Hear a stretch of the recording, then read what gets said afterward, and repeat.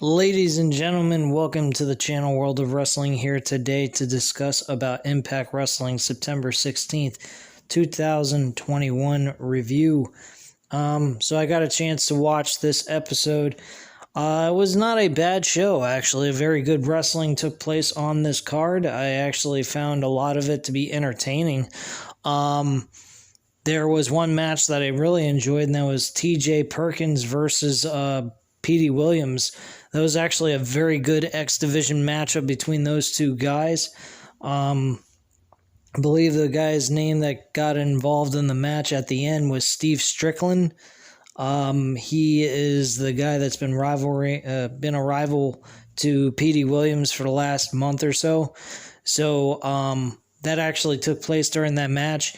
There was a couple other good matches that took place on this card. Another one was Trey Miguel versus Aiden English, and Aiden English goes by a different name now, Renwalt. And I have to say, this was not a bad show at all. The main event was a 5-on-5 tag team match, which I'll get into once I get to it. So let's go through the card and the entire, all the segments that took place on this card. Alright, so Violent by Design had the first match, and this was against Decay with Crazy Steve and Black Taurus. This match ended with Decay winning the matchup. This was actually a decent match. Crazy Steve goes ahead and does a tornado DDT, leaping off the turnbuckle and landing a DDT on Diener.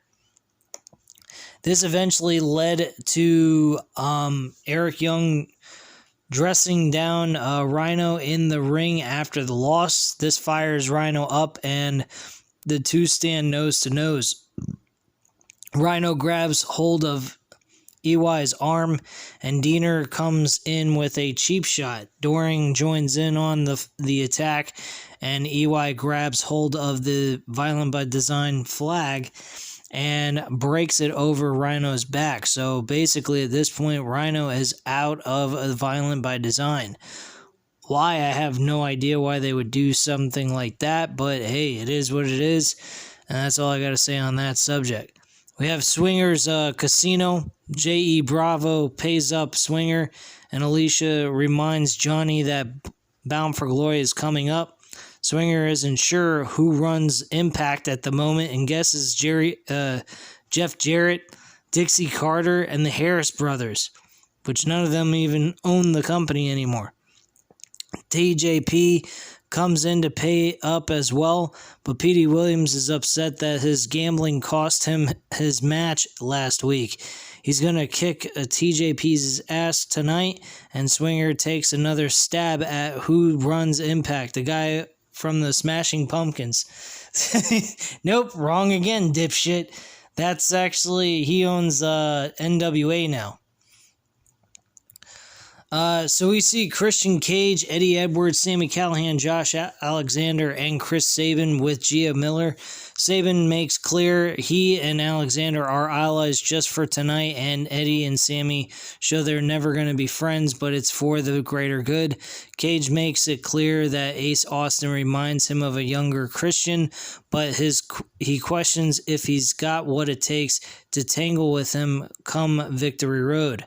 And that's pretty much that situation. Some pretty good little commentary backstage with that segment. Didn't have any issues with that. Petey Williams and TJP, probably the best match on the card. Petey Williams wins this match by he sits out of a pickup the Swift, and then gets a 1-2-3. He pretty much puts him in a cradle pin. Reversed the maneuver that TJP was trying to perform. And that was pretty nice ending. It didn't have Petey Williams hitting a finisher. It just had Petey Williams getting a very lucky victory over TJP, and basically, in a sense, not making TJP look weak in defeat. So I kind of like that. Steve Macklin was the one who came in charge and basically attacked Petey Williams and TJP with the broomstick. G is with the Good Brothers. Carl happily admits he had help from Doc Gallows last week. Rich Swann didn't have a partner, and now he and Willie Mack are in the rearview mirror. They open the doors to walk through, and they find Rich Swann and Willie Mack with crutches attacking them. With that, Mack and Swann go on attack, which sends the Good Brothers bailing. After the break, Willie Mack makes it clear that he's good to go, and Scott D'Amore happily books him and Swann against the Good Brothers for the tag team titles at Victory Road, which I didn't get a chance to watch. But I will try my best to go ahead and watch that as soon as possible this week and give you guys a review on that. As well as Extreme Rules is coming up on Sunday. I will give you guys that review. I decided I'm not going to go live for this. I've changed my mind on that. So if you guys are interested in a live show, I'm not going to be providing that, unfortunately. I just need a break from doing this live and everything. And didn't particularly like the the results that I got from the last live episode that I had going live for the all-out pay-per-view for AEW. I was not very happy with that. Nobody really showed up, and I was a little upset with that. But not mad at you guys. I'm sure you guys had other people you wanted to check out, so if that's the case, I understand. But, I mean, like I said, these live shows are for your benefit as well. You guys get to chime in on what you feel about the show, and I will definitely read off your comments in the chat since there isn't like hundreds of people at one time showing up. So it makes it easier for me to allow you guys to be part of the review without having to pay anything to say anything and have it read on the live stream. So just want to bring that to your attention for future reference. We have John Schuyler versus Loretto Kid. This was actually a good match as well. These two guys went back and forth. Good old Lucha Libre and some old school wrestling that took place in this match. I thought it was pretty cool. Schuyler pulls the kid's mask, Loretto Kid's mask, and schoolboys him up with a handful of tights for the tainted win. But overall, this was like maybe 5 minutes, but it was back and forth. There was some high-flying maneuvers, belly-to-belly suplex on the outside, which was very nice, and it looked very painful too. So congrats to John Schuyler. I actually like John Schuyler. I thought he was pretty good in this match. I think this was probably my first time ever watching him. He did appear a couple of times before, and I probably have not watched him. But he did a good job in this match. I actually enjoyed what he had to offer in this matchup for as long as it was. So kudos to him. The next segment was All About Me, is with Tennille Dashwood, Madison Rayne, and Caleb with a K. The host is Taylor Wilde, and she calls Madison a flamingo bobblehead. In comes Jordan Grace and Rachel Erling. Tennille wants to end the show early. Wilde says Dashwood is too afraid to fight her by herself. Matters continue to unravel from there, leading to a match to be announced between these two women that Tennille Dashwood and Taylor Wilde will go one-on-one for Victory Road. So that was added to the card in this episode. Matt Cardona and Rohit Raju actually was added to this Victory Road card as well. Matt Cardona attacked Rohit Raju earlier in the parking lot after Chelsea Green is still not cleared to compete from that knee shot he gave her 2 weeks ago. D'Amore isn't pleased with Cardona's actions, but books him in a no disqualification match against Raju at Victory Road. So there you go. Matthew Renwalt went up against Trey Miguel. Very good match. These two guys went at it back and forth. Trey Miguel won this matchup with a tap out to Renwalt.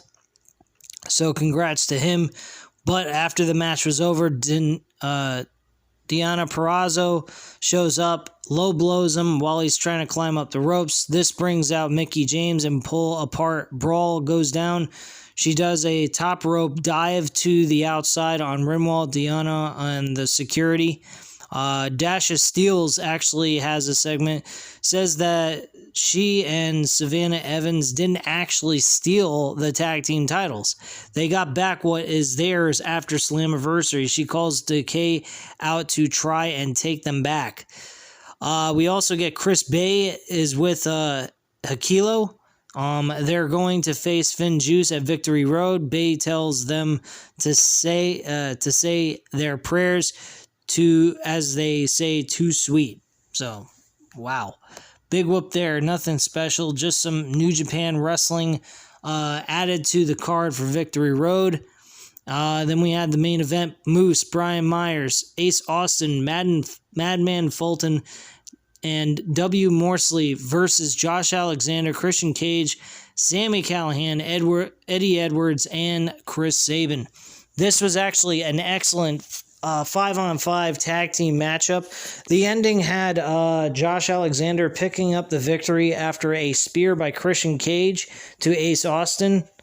No, not Ace Austin, Brian Myers. And Josh Alexander connected with a C4 pile driver to get the victory. Unfortunately, it was done in a weird manner. There was a brawl that broke out. Everybody was fighting each other outside the ring.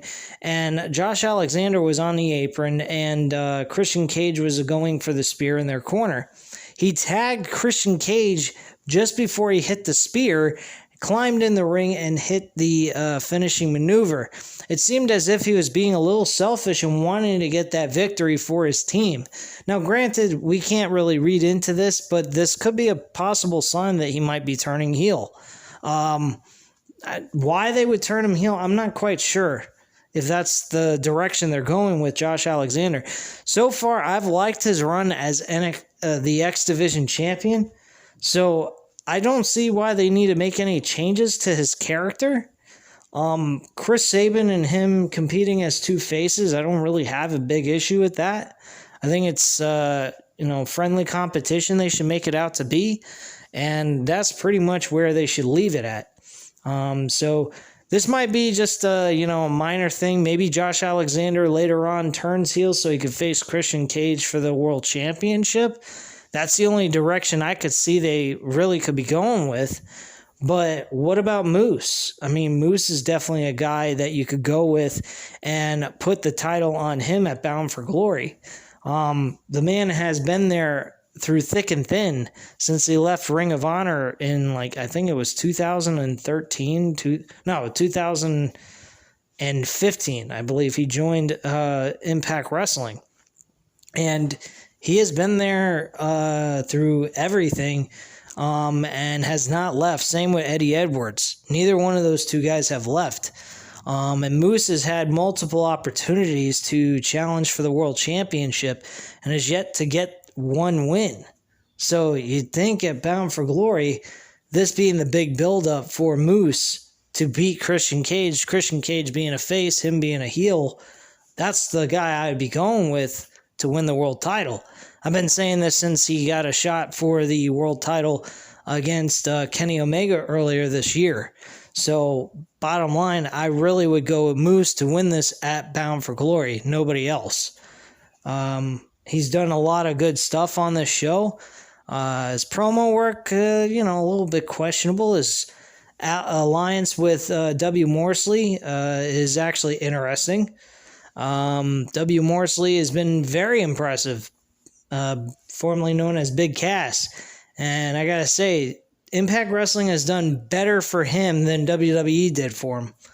He's also matured quite a bit. I think they have a lot more trust in him than what WWE did, because he was very unprofessional at the time. I think he Also was not the same person he is now. I think he's improved his life as a person. I believe he had depression issues and was very lazy, not really trying hard to accomplish anything, and was unprofessional. From what I heard, he also got fired because of that, being unprofessional, not showing up on time and all that stuff. So I think there's probably been change for him because Impact Wrestling has been treating him very well. They've been making him look very important on the show. And, you know, the only thing I could see them doing is making W. Morsley and Moose, sorry, making those two as tag team champions. That's the only direction I could see Moose going outside of the World Championship. But, well, why would you make him a tag team champion? Moose belongs in the World Championship ranks. So that's the direction I would go with. I don't know what you guys think. Leave your comments down below and let me know. And also anything else about Impact Wrestling you want to talk about, let me know about that as well. Definitely get back to you on that. Hit the like button if you liked the video. And of course, as always, if you're not subscribed to the channel, the hell are you waiting for, man? Subscribe now and continue to watch these great videos I keep putting up every single week because I don't miss a beat. Yeah, there's sometimes I'll miss a week or two on episodes because of my busy schedule. But when it comes to AEW, I never miss. WWE, when it comes to pay-per-views, I never miss. I'm always here for you guys on the high level of pro wrestling. But don't count on any WWE weekly televised reviews because I can't handle it. SmackDown sometimes, but I mean, I'll take Rampage over SmackDown every single week because SmackDown is no better than Raw. They're just a slightly elevated version of Monday Night Raw. That's about it. But anyway, guys, thank you again for watching. Hope you have a great night, and I'll speak to you again soon. Bye.